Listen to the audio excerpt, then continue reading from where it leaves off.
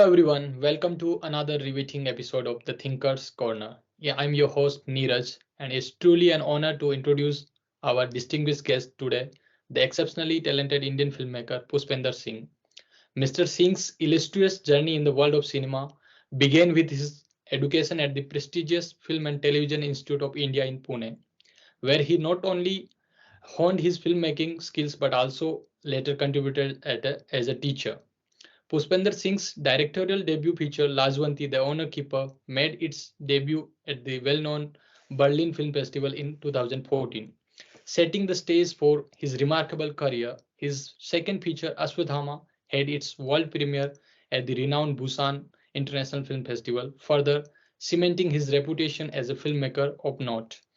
Notably, his hybrid documentary Maruro Moti, Pearl of the Desert, took the cinematic world by storm when it premiered in the feature-length competition at IDFA 2019, ultimately earning the coveted Golden Haznel at the Krakow Film Festival. Pushpender Singh's latest work, Leela Aur Saat Geet, The Shepherdess and the Seven Songs, graced the Encounters competition at the Berlinale in 2020 and secured the prestigious NET Award at the Jeonju International Film Festival the same year. His excellence in filmmaking was further acknowledged when he received the Best Director Award in the Young Cinema Competition World at the Hong Kong International Film Festival in 2020. So, welcome Pushpender to our show.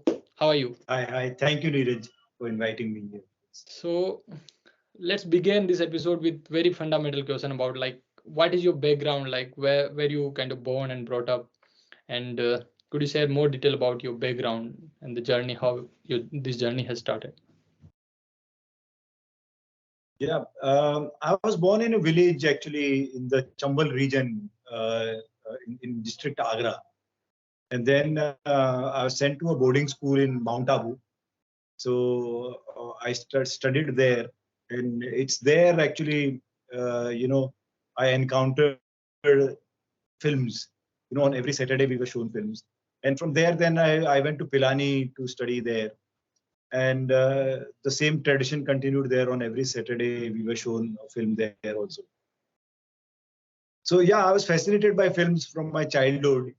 And what had happened was, because I was in a boarding school, the setup was very tyrannical.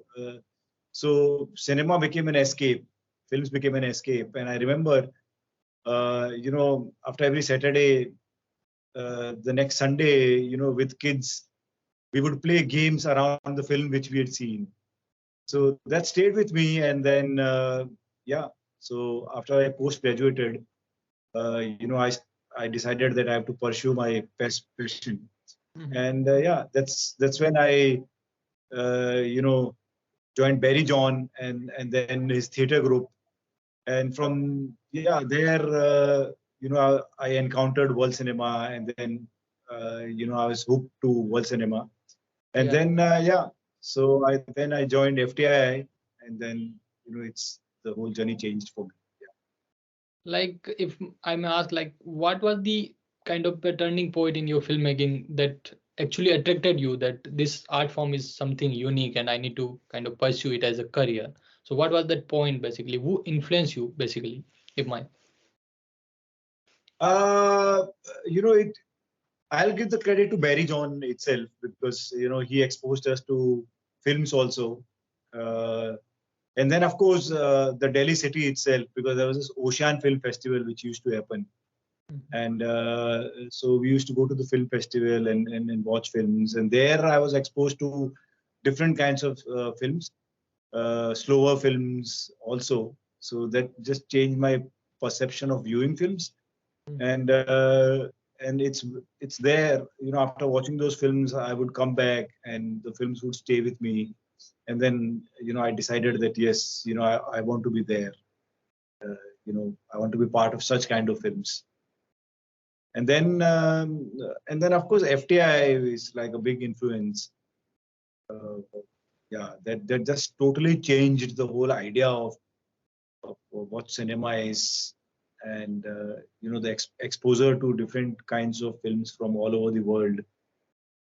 That totally changed the perception. And yeah. So yeah, that is the thing. But like when I was going through your this filmography and everything, so you mostly kind of made Yeah. films on something which is not part of as a commercial cinema. So why did you choose this path there rather than that one? Because people always kind of inspired by those filmmaking style that we want to kind of make a film that can kind of attract a large audience and it can have a huge impact on the society. But why you chose this path, which is not kind of widely known in the wider audience? At FTI, when we were exposed to world cinema and the art of cinema itself, so you start to learn and appreciate that, and then then you realize that, of course, in my childhood, I grew up on commercial cinema and I was watching Bollywood films, purely Bollywood films, and I was growing up in '80s, which was like the worst time of worst time for films in India. Also, even for commercial films, it was the worst time, and I've grown up on that. Imagine. So, but it was a 360-degree change watching films at FTI, and then to appreciate that, and then you realize that this is what this is art, and also like what I would say is this temporal quality which really attracted me to the art of cinema, and where it stayed with you for longer days. So, for example, when I would watch those commercial films in my childhood,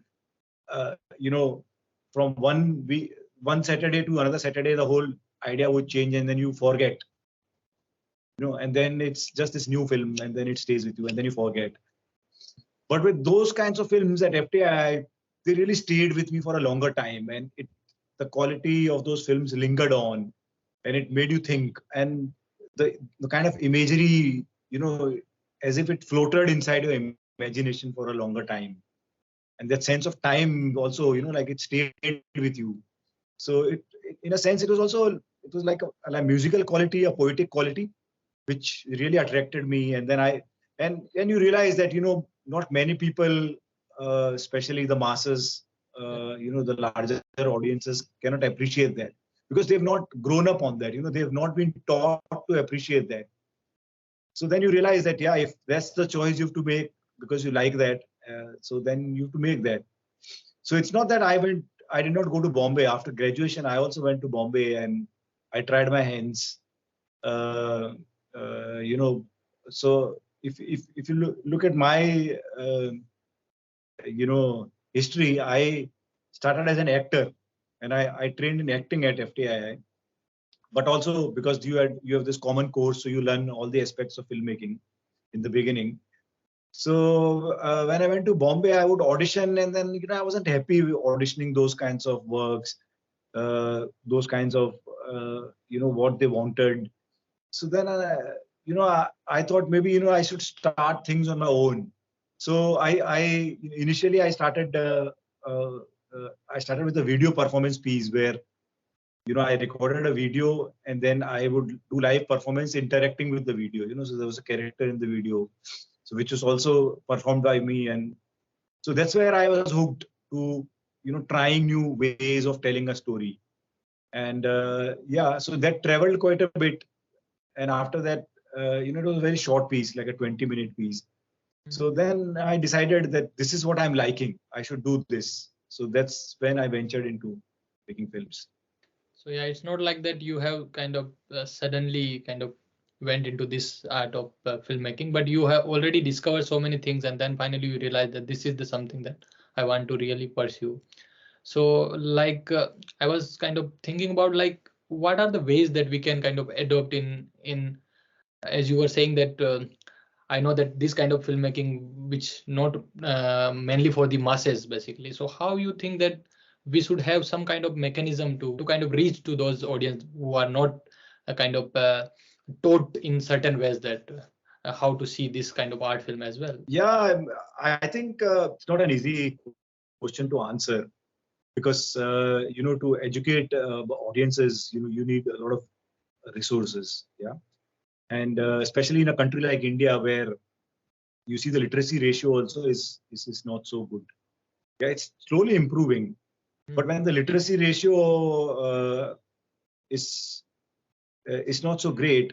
So how can you expect the film literacy ratio to improve? And also, you know,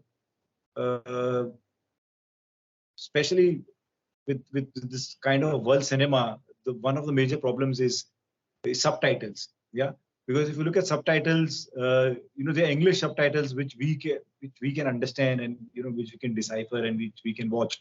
But to a larger audiences in India, the masses, again that's another problem. They find education in Hindi also difficult. So because they grow up in their own regional languages. So then like educating them in another foreign language is again a hard task. But slowly things are changing with mobile, with internet. People are getting access to images, access to different kinds of works. And I've seen that with my films also, the acceptability has increased after the advent of internet. So many people, they encounter new works, and they watch. So there's, I think it's becoming more democratic in that sense. So it's still a big task. And let's see. But with my kind of films, what I do is, because I try to strive for a folk aesthetic.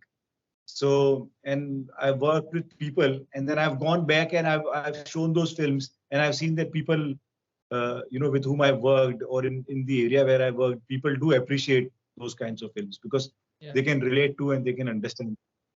So that can be also a kind of a good way to showcase work. Like screening is also a kind of a very big mechanism that filmmakers, like mostly independent filmmakers, are adopting in a way to reach out that masses on the subject they are making films. And I have also noticed that your films, like most of your films, kind of are the adaptation of the folklores and are somewhere are related to it. So like, what made you to kind of make films on the folkloric narratives? Is there something kind of influence that had on your work? Because I've grown up on different kinds of works, different kinds of cinemas. I this folkloric quality really attracted me, because I also come from a village background, and you've grown up on folk songs, and folk music and folk paintings.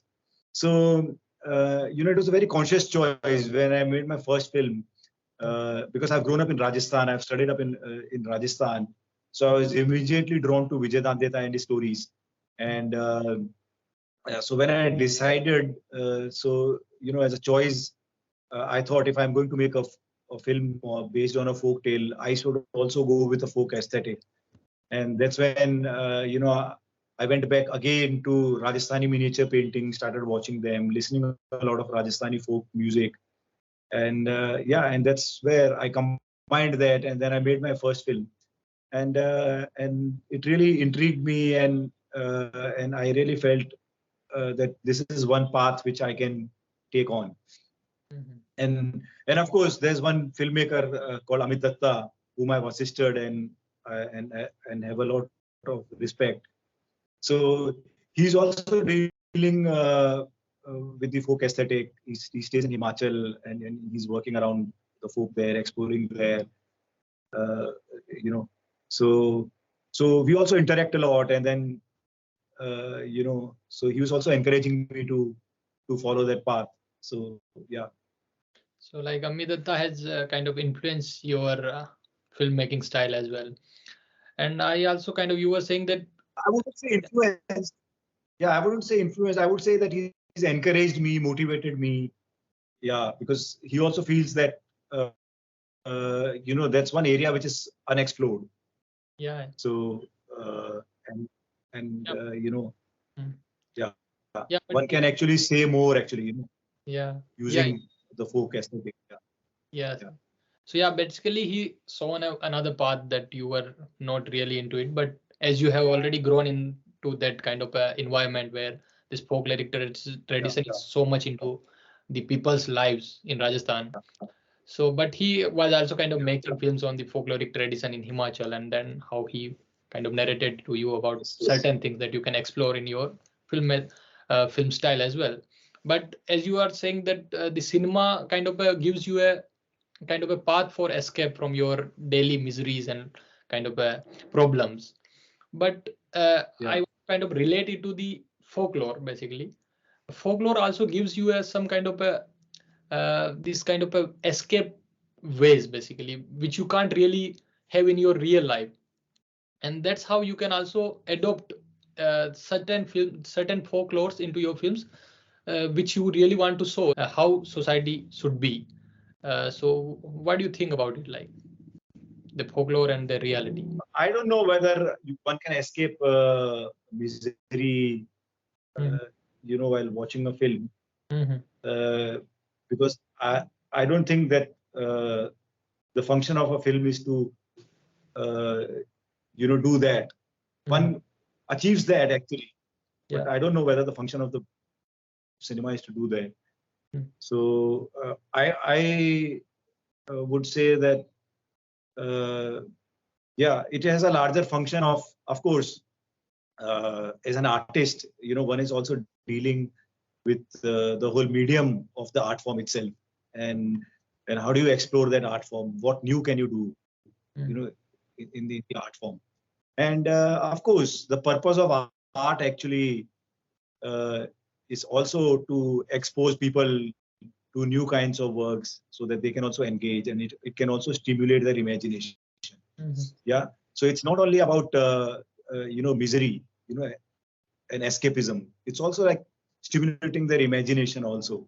Yeah. So and also to engage them.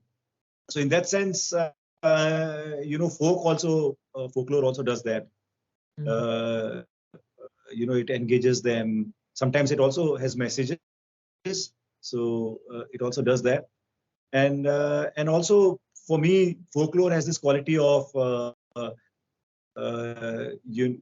this whole, how wild you can go in imagination, and how you can use your imagination actually to tell stories, to engage people, and that's what fascinates me in folklore. Yeah, and also folklore is very connected to people. Yeah. And it's kind of, so like for example, there's this classical style of music, classical style of filmmaking, where actually, what happens is that you need the audiences to be attuned and trained in their ear actually to appreciate that kind of music. Yeah, but folk has that quality where it's so near to people, but that after a while, like they, initially they might find it difficult, but slowly they'll get it, and and they find it actually, so the connection is still there. So in my filmmaking, so it's like a mix of classical and folk. So the folk actually brings it near to them. They can also connect. It draws them. So yet it. So there's this reality which it connects the folk to them, but the imagination actually which makes them free and and engaging, and so that's also there. Yeah. So like now I would like to talk about and kind of have a conversation around your film, like your debut film Lajwanti, which is also kind of one of my texts of my PhD thesis as well, and we had already kind of talk about certain things about it. But for the audience, I want to kind of you to talk about it. So it is also based on the folklore curated by Vijayan Detta, and he curated many lores. But why did you kind of particularly choose this one for your cinematic narrative? Why not other? No, I chose actually two folk tales. So Leela or Sadgit is another, which is also an adaptation. So initially I wanted to make a film on Kechuli. So another one was Lajwanti, and what drew me to Lajwanti was this whole idea of actually basically a woman,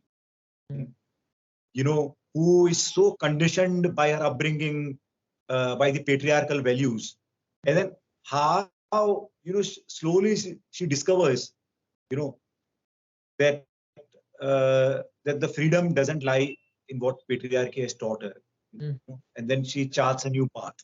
And how she discovers was also like very fascinating, very humorous, and it's through a crazy man, who doesn't follow. The society also calls him crazy, and he's just following a dream. Yeah.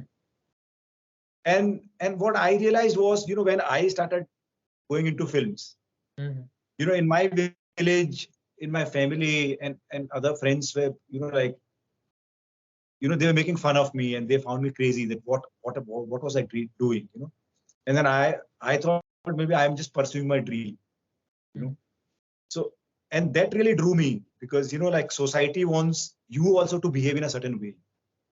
Yeah. And when you don't, when you chart a new path, then people really it's very hard for them to, like, which drew me to that folk tale. And then also I found very fascinating was this whole idea of this emancipation of a woman, like, who is married, and yet out of marriage she goes and falls in love with other man. Yeah. And the marriage, of course, is arranged, where the woman doesn't have an agency of deciding, her lover. Yeah. But when she goes alone to fetch the water, and then she falls in love, and there's where she discovers. So that's what really fascinated me to the story. Yeah, but that what I was talking about, like that this folklore gives you a kind of a route to escapism that reality doesn't give you. Because in reality, if you are a married woman and in living in a society like a lower economic and social society, in a village where you don't have that kind of agency to kind of go out from your beyond from your kind of binaries of social binaries, social norms, like marital institution. So how do you kind of manage to see it that this can be actually made as film on it? Yeah. So you see, so what I did was, in the making of it also, I've shown him as like an outcast, So he stays in a very different way. It's like on the margins of the village, So as if people also doesn't like interacting with him. That was also like, it was fascinating for me to explore the journey, because I made it with Manganiyas, and Manganiyas are another community, who were Dalits at one point of time, and then they converted. But yet, even after they've converted, because they stay with upper caste Rajput Hindus, so because they are their patrons. But it's very fascinating to see the structure of the village. They are always on the margins. Yeah. So especially, mostly I've seen that they would stay with Meghwals, so and on the margins of the village outside. So when I was working with them, Anwar Khan Manganiya, so he helped me a lot. He was the assistant on my film also. So we would find locations also like that, and houses also like that, and we placed everyone there then, So that also really helped us. I think it enriched the whole story process also. So that was one thing, which really helped me. Yeah, it's also like they are not margin, but they are also kind of segregated from the entire caste society as well, because they, as Ambedkar called it, a ghetto system. They don't live kind of in a village where other caste people also lives. They are segregated from the entire system as well.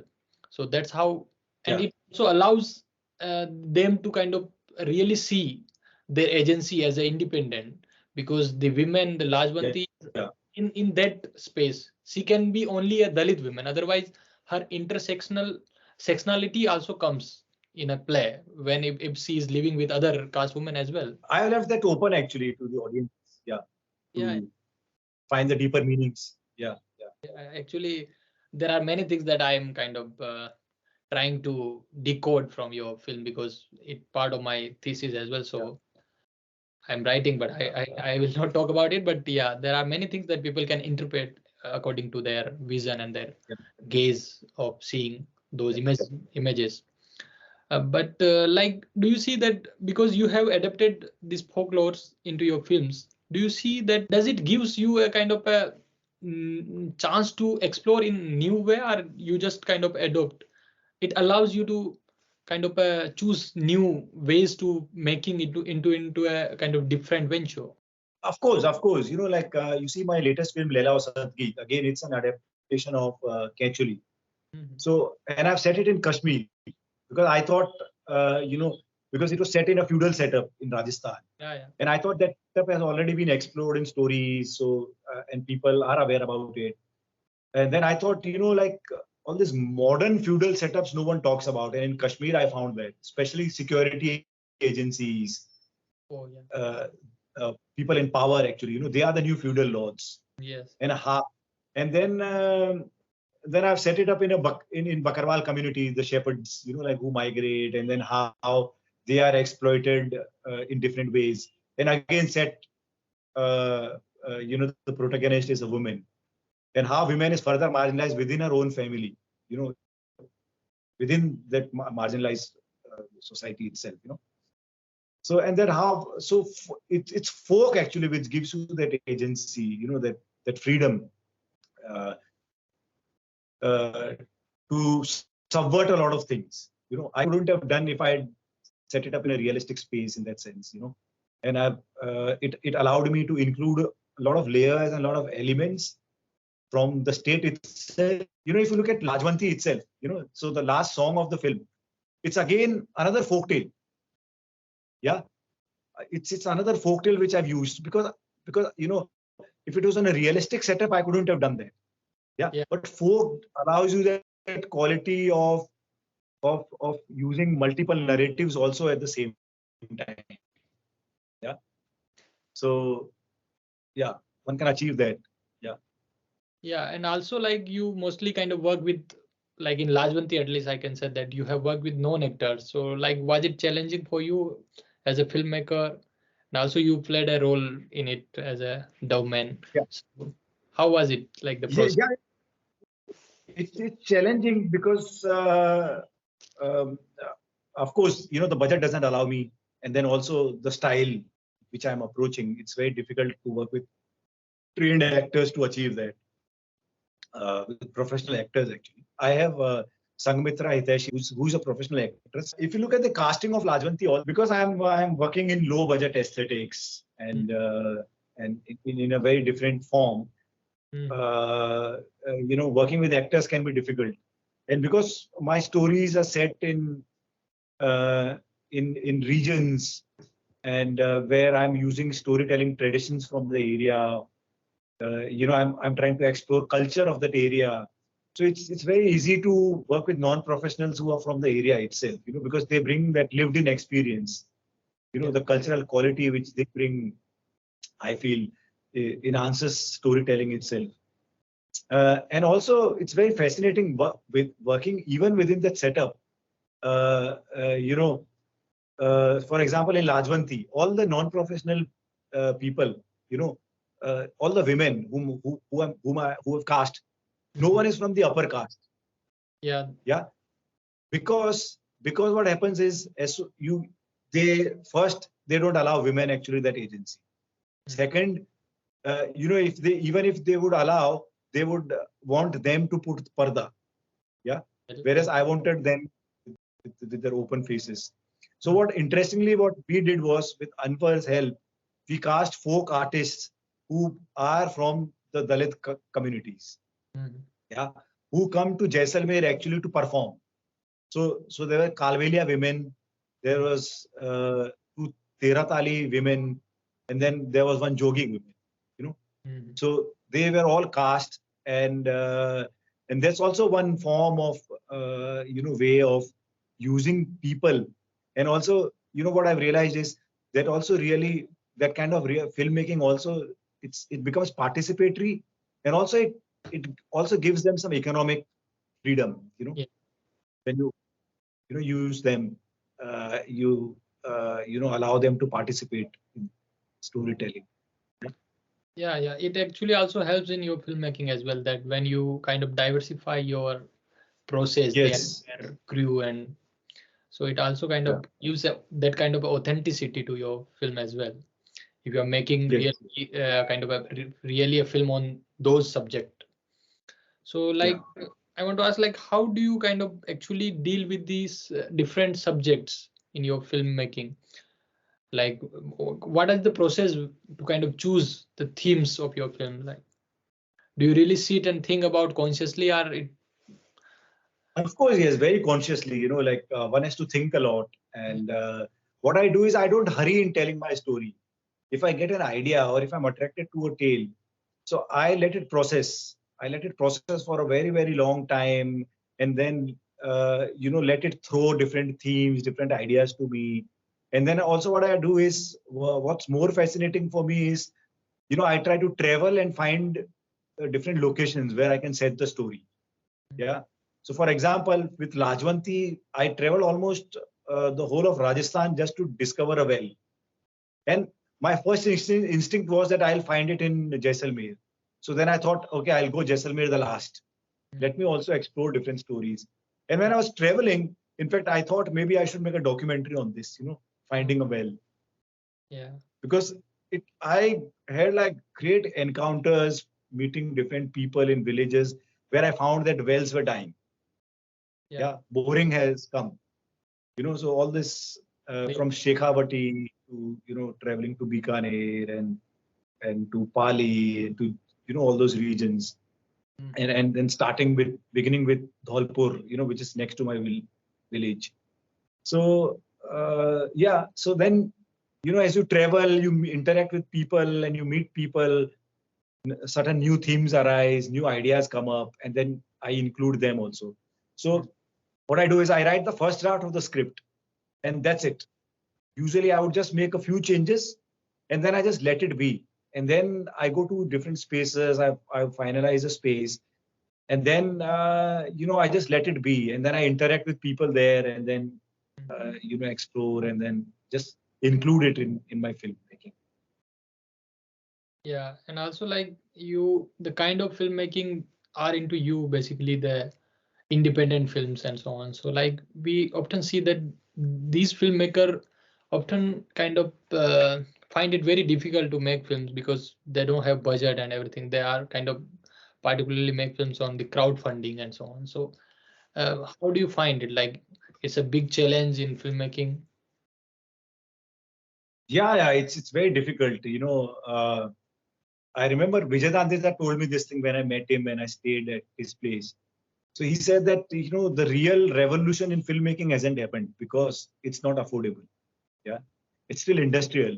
So he said once it becomes affordable to the common folk, then the real revolution would happen. And I really agree to what he says. So yeah, so it's still a big challenge. So yeah, I have a few friends who help me. Like there's one Sanjay Gulati who came on joined on Lajwanti, so he contributes money on my films. There's the sound designer from my second film onwards. He also contributes, and then of course friends, and also I work, and I have no one to support. So what I do is I save and I put into my films. Yeah. And like filmmaking is very kind of expensive business as well, and kind of films that you make is like really required a lot of passion as well. If you don't have that kind of passion, then you would not kind of really make such kind of films. Yeah. So like, do you really think that to become a filmmaker, one should go to any film institute or anybody can make a film? Yeah, going to a film institute helps because what film school does is, it gives you the time and space to ponder and explore the medium itself. Yeah, so that's one big strength of a film school. And also there's peer-to-peer learning because there are all passionate people who come and assemble there, and you talk to them, and then they also challenge you, and they also question you, and they also push you. So that really helps. But also, I think it's not necessary to go to a film school to learn now, especially with the access of internet and the way internet has democratized things and it has made things accessible. So if you have the will, people can self-taught themselves. And also with for films, what I've realized is film making cinema is not a pure art form. Yeah. So it's called the seventh art form, and it draws a lot from other art forms. So for to make a film, I think a filmmaker also has to learn to appreciate art, paintings, music, literature, and so forth, and so like theater, etc., etc. Yeah. Mm. So yeah, so that learning never stops. Mhm. So yeah, one just has to do that. Yeah. Yeah. Yeah, and it also like not only about like filmmaking, the technical part of it, but also you need to Yeah. have sense of all kind of art forms, bit of bit, Yes. everything. Basically. Yes. So that Exactly. helps Yeah. to kind of create a Yeah. good films and good narrative Yeah. film as well. So like, what would kind of you give advice to these upcoming and budding filmmakers? I would say that uh, you know be drawn to the medium, not to actually be famous. Yeah, Mm, because the problem lies when people want to be famous and then they get into different things. mm, I think just the process should be to discover yourself first, and then what you want to say and what is unique to you.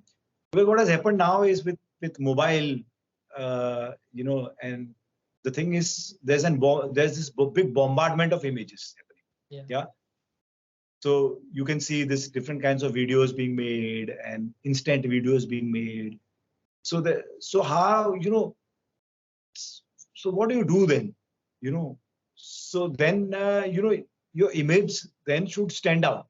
It should be unique. It should be new, and that can only come when you're very original to your own self. So and then what do you want to say? What is unique to what what you can add new, like what you can bring new to the image. Mm. Yeah, and it also the whole word image comes from imagination. Yeah. So what you can add to it. So that's one thing which I would say. Yeah, like imagination along with the experience, if you kind of have different kind of experience that can aid to your filmmaking as well, along with Yeah, images. experience would come, I think, by like I said, by appreciating different kinds of art forms Mm, and working. It'll happen. yeah. But to explore yourself, like what do you want to say, what do you want to do, what's unique, Mhm, just not following the herd. Yeah. mhm. Like, if I may ask, like, what is your favorite film in Bollywood, and what is your thought on particular Bollywood film, this kind of in the current Bollywood films, I would say. No, I don't. The problem is I don't watch Bollywood films much. Yeah, and I have a lot of friends from the industry, Mm, and I do workshops for series and films here, and they ask me and they talk about films, and I'm really clueless. As they are clueless about our films, I'm also clueless about their films. So it's that. So yeah, I don't. Thing is, I haven't watched new stuff. That's the thing. Yeah. like, if apart from Bollywood, if any film you would like to advise to our audience that people should watch it, like any country, any language. Very recently I saw this film called Pebbles. It's a Able- Tamil film. I watched it, and again it's by a first time filmmaker, and he hasn't gone to a film school. that- But that- he draws from his own experiences and he tells that story, and yet the film is poetic. Yeah, and very cinematic. Mm, So and one can see that he has that sense of imagination and a knack for images, and very unique also. So I was really drawn to that film, and I would advise everyone to see that film. I would kind of end our this discussion with last one or two question by asking that, like, what we can expect from your work that you are currently working on and then you are about to release somewhere. I have a lot of ideas, but the thing is, with the kind of environment we are in, it's really difficult to make films, especially low budget films. And earlier, this OTT platforms gave a hope, but now OTT platforms are also going very mainstream, so it's really becoming difficult. So what I'm trying is, I'm trying to explore a series now, but set in the Hijra world, in their marginalized world. So I'm doing a lot of research.